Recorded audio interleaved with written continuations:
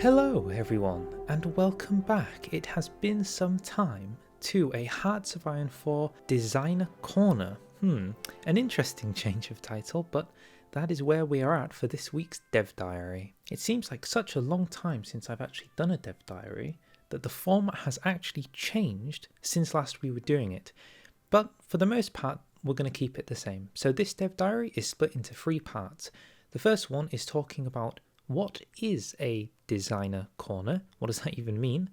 The new system that they're going to be updating, peace conferences, and finally looking at some comments in the comments section to get the extra bits of nuggety information that we can glean. Since all likelihood is that I'm going to be covering more of these Dev Diaries, you're welcome to subscribe if you want to see more of it, and let's just go straight into it. So, what is a Designer Corner, and why is it different than a Dev Diary? Paradox have begun by splitting it into 3 key points that we can dissect. The first point is a Designer Corner is different than a Dev Diary because instead of giving you a scope to work around for a DLC, they're just going to be focusing on much smaller features. So previously we would have had maybe some focus trees to work with, or a general gist of what the theme is going to be for a DLC, whether it's the Balkans or the Soviets, or just some kind of concept to work with.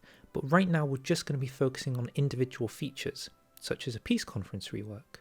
The second point is that we're actually getting the developer corners earlier than what we would have done the dev diaries. That means we get to see some work in progress designs, interfaces and gameplay, with potential hope that earlier feedback can create a better outcome of product when they actually get down to the nitty gritty and finalizing. The last point is kind of a smaller one, but instead of being weekly dev diaries, they're fortnightly designer corners, every 2 weeks instead of weekly. However, the closer we get to the end of the development cycle, it's probably going to go back to weekly traditional dev diaries. So, with that out of the way, let's talk about peace conferences. So, I'm sure most people are aware of the hardship and suffering that some of us have had with peace conferences. They deny you getting anything in a war, even if you do the work. They stop you from getting your formable nations completed. They can result in random nations appearing out of the blue. So there's quite a lot of things to get right with this peace conference rework. They've begun by talking about 4 key points that they're working towards. They want to create a system that appropriately rewards participation, which is good. They want to award for conflict and conflict resolution within the scope of the conference. So more so about peacekeeping and settling disputes, as opposed to potentially just annexing your opponent, is what I'm getting from that statement. They want to create a limited economy within conferences, where you have to sacrifice your overall aims in order to secure immediate concerns. So in this case, if you have a state that's really contested between nations, you might have to pick between really going for that individual state or choosing some maybe less wanted territory and settling with what you didn't want but getting more. And finally, produce a more realistic outcome where the AI is concerned, which hopefully means that Britain won't be puppeting Vichy France, or there's going to be like Italy's everywhere, or oh goodness knows what else could happen. And with that, we head deeper into the developer corner. So the first major change to how the peace conference system is going to work is talked about in this paragraph here, where now, instead of sort of spending points in a very abstract purchasing way, where let's say you had some war score, you would literally click the state you want and you would have it. That is it. That would be locked in and finished. However, that is moving away now to more so a bidding contesting system, where you can use your war score to put a bid in for a state that you want, and other nations can also bid for that state. And it's more so going to be about how much points you want to bid for certain states to determine the outcome of you getting them at the end. So here we see the first image, the very first image of Brazil preparing to bid for a part of Paraguay, which has also been claimed by Argentina. As we can see, the price of taking the state is 11 points, which is typically going to be based upon how many buildings, resources and manpower it has, and then there's a multiplication factor, your influence reducing the cost, and the fact that it's contested with Argentina increasing the cost. and I assume there's going to be other factors that determine whether you have more claim or less claim to that state, such as do you have a core on it, or did you justify for it when you originally justified war goals on that country? The second point goes on to talk about the issue that happened with turn orders inside of peace conferences. So I'm sure we've all had the situation where the top two sort of war participants in the peace deal have by far the most war score, but then it seems like you never get a chance to participate, and that's because at the end of everybody ending their turn, there's a redistribution of adding points for participation, and that could create a situation where, let's say, the top player and the second player can just keep passing between each other because the rate they gain points is far higher than the chances that player 3 and below will get a turn, and effectively you're screwed out of the peace conference. The solution they've come up with this is what they're calling the blind bid. The idea is that everybody acts simultaneously, all together. You have one big bidding session, and you have to decide in that bidding session what you want, so that everybody gets something that they really did want at the end of this. So in most cases, you're hoping that you're going to bid for something that you are probably likely to get, and everybody just accepts that you've bid it, and they're just going to let you have it. But there could be situations, as with Brazil and Argentina, where you're both bidding for the same bit of land, and that's when you're going to get a contested bid, which is our next image. So here we see that both Brazil and Argentina are bidding for Chaco Boreal. I apologise for saying it wrong. And as we can see, a new pop-up window has appeared in the middle of the screen which says contested bid, and you have the option to either forfeit or continue bidding for that particular state. So to go into this image, I have also noticed something else, and that's, well, for one, there is a strange green square here, which I'm not quite sure what that represents. Everything's work in progress, I guess. But more so, there seems to be a bid phase, and we are on bidding phase 3. And there's also a 3 out of 5, which could suggest that this is bidding phase 3 out of 5, suggesting there is a maximum amount of bids you can do for one state before there is like a default winner, I suppose, in case somebody has to forfeit. Of course, it would make sense that somebody has to forfeit eventually because, well, otherwise you could just keep passing and bidding and passing and bidding until it goes on till infinity. But they've actually added another system to help combat that, which is the third major point they talk about. There is a finite amount of points you can get in a peace conference. So, I think they're implying that the days of spamming pass for points are behind us, and now you will have a fixed amount of points, period, that you get based upon your war participation score. This is going to be based upon percentage distribution, and it comes down to how they're going to rework how war participation works, which we have to pray is going to come to a good conclusion. They do acknowledge that limited points will mean in some cases that loser nations survive more intact than they did previously. So I guess before, if there's finite points and some of the states are really expensive, you could have a situation where, let's say you're playing as, I don't know, a series of small nations in a small faction like the Benelux, and you somehow defeat Germany. What if you don't have enough points to completely annex Germany or France with a huge empire? And now they're saying perhaps there could be a situation where you just don't have the points to take everything in one peace conference. They do, however, argue that this shouldn't be a common case, so I'm hoping it doesn't work like that. Let's take something like the current situation with doing the tiger, Siberian tiger achievement as Tanatuva. One of the key ways to do that was in the Soviet Union you'd go after Xinjiang, and then you'd let the Soviet Union do all the work. But because the Soviet Union has basically no desire to go to China, you could just wait until they've given up in the peace conference and then use your points to take all of Xinjiang.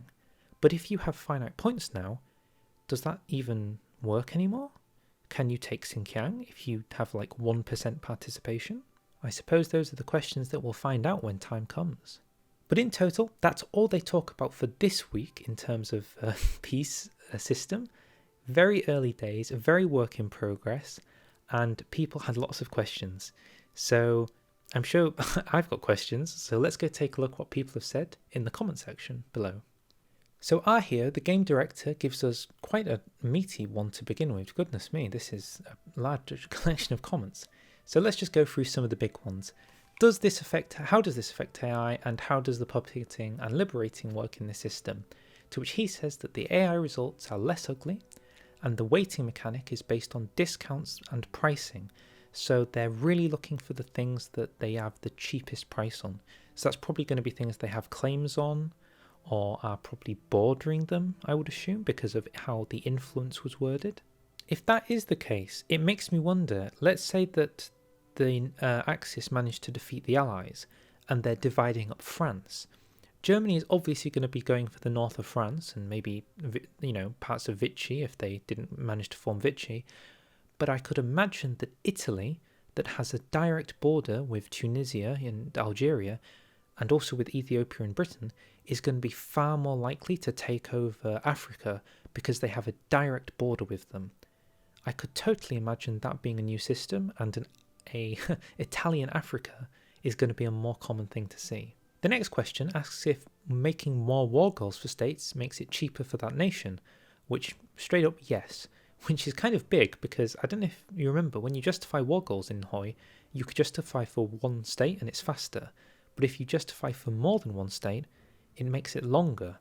So why would you do that when you could just annex everything by justifying for one state?